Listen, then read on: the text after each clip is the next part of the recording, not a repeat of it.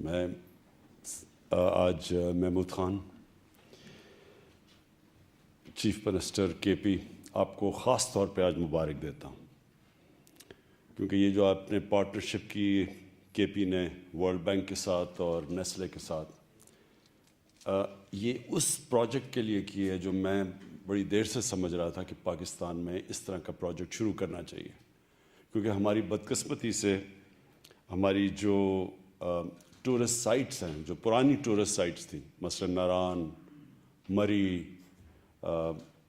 نتھیا گلی، یہ جو پرانی سائٹس ہیں ان کے اوپر ہماری زندگی کے اندر ان میں ہم نے دیکھا کہ ان پلانڈ ٹورزم نے کتنا نقصان پہنچایا۔ مری کا میں پڑھ رہا تھا ایک انگریز کے گیزیٹیئر میں کہ 1890 میں وہ لکھتا ہے، 1890 میں مری کا، کہ یہاں آبادی بہت زیادہ بڑھتی جا رہی ہے 1890 میں، تو یہ جو سسٹین نہیں کر سکے گا علاقہ اس آبادی کو۔ سو ہمارے سامنے مری ایک بڑی کنٹرولڈ ہوتا تھا، پھر آہستہ آہستہ بلڈنگز بنتی گئیں، پھر اس کا موسم بدلتا گیا، اور ان پلانڈ سیٹلمنٹ کی وجہ سے جو اس کی خوبصورتی ختم ہو گئی۔ ابھی بھی جو نتھیا گلی ہے وہ میں خاص طور پہ اعظم خان کو کریڈٹ دیتا ہوں کہ بچا لیا نتھیا گلی، اور ابھی بھی جو جی ڈی ہے اس نے پلاننگ کی ہوئی ہے، روک رہا ہے ان پلانڈ ڈیولپمنٹ۔ لیکن مجھے جو خوف ہے کہ یہ جو بڑی خوبصورت سائٹس کئی میں نے خود دیکھی ہوئی ہیں، کمراٹ کی مثلا میں خود گیا ہوا ہوں، اور سپورٹ ویلی میں دیکھی ہوئی ہے، کہ یہ بھی بچی ہوئی ہیں سائٹس۔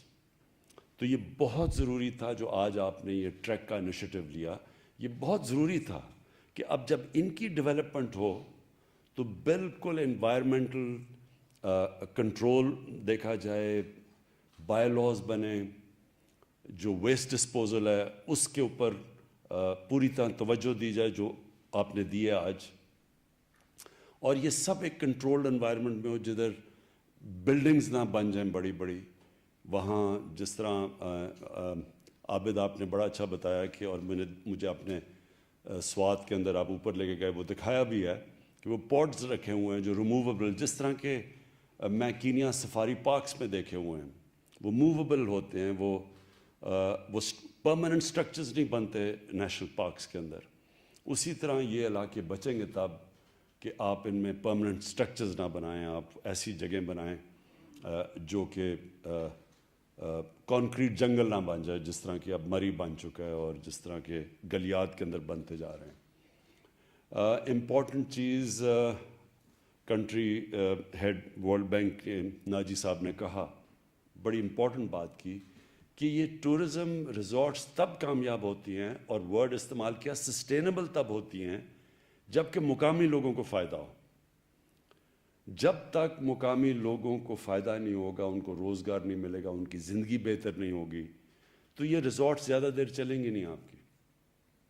مقامی لوگوں کو جب یہ احساس ہوگا کہ یہاں درخت نہ کٹیں، کیونکہ اگر درخت کٹ گئے تو ٹورسٹ نہیں آئیں گے، تو وہ پھر وہ درختوں کو بچائیں گے۔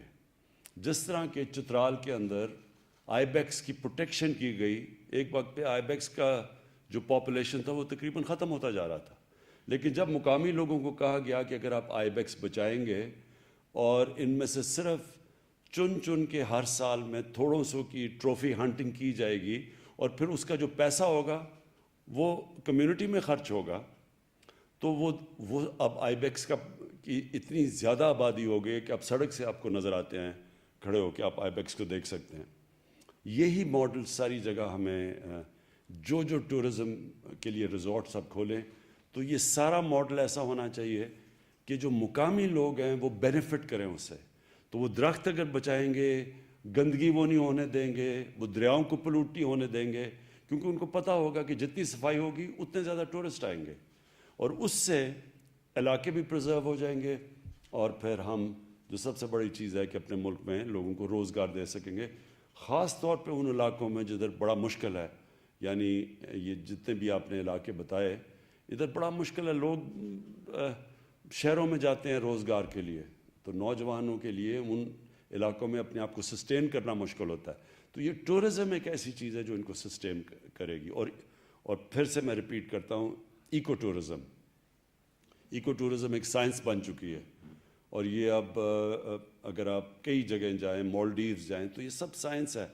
कीनियन सफारी पार्क चले जाएं या बाकी जो साउथ अफ्रीका में सफारी पार्क्स है, पूरी साइंस है कि कैसे वो अपने इलाकों को बचाते हैं, क्योंकि अगर इलाके बचेंगे तो टूरिस्ट आएंगे।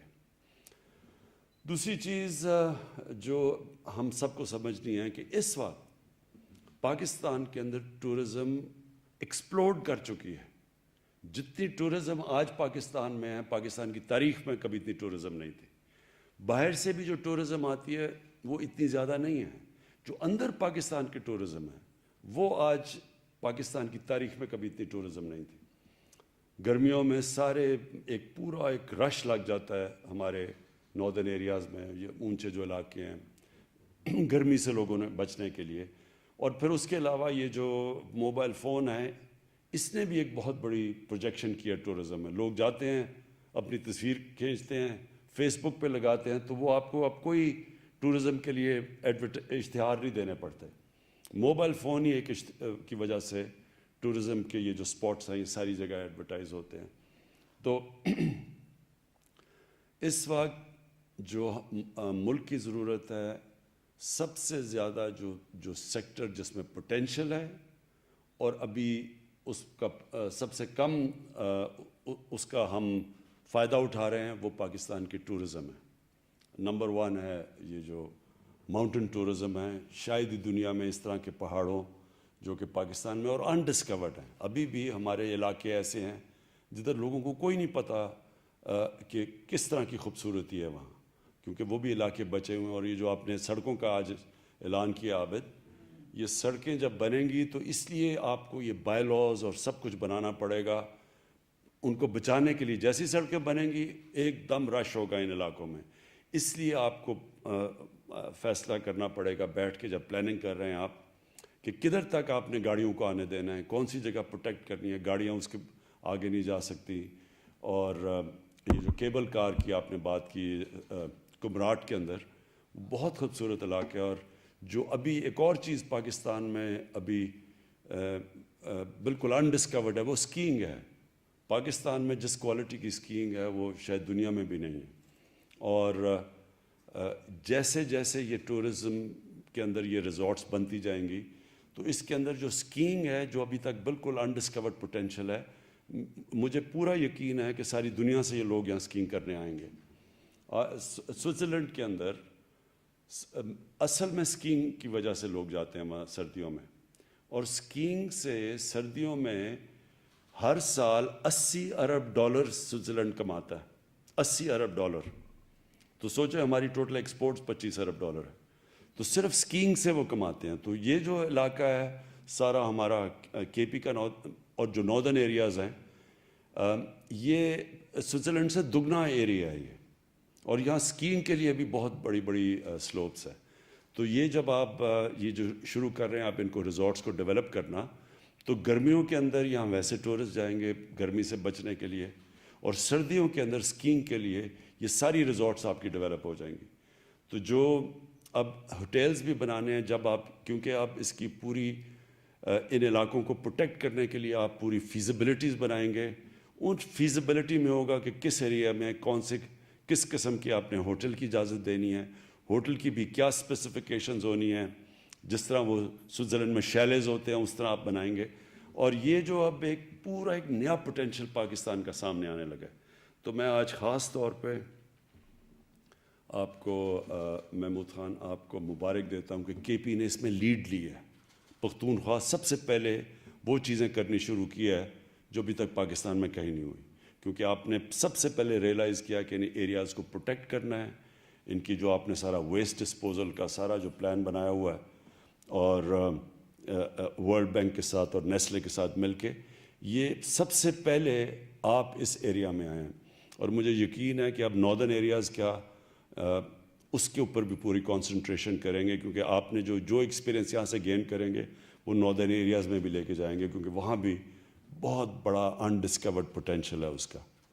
तो मैं फिर से आप सबको मुबारक देता हूँ, और मैं नेस्ले और वर्ल्ड बैंक को भी उनका शुक्रिया अदा करता हूँ।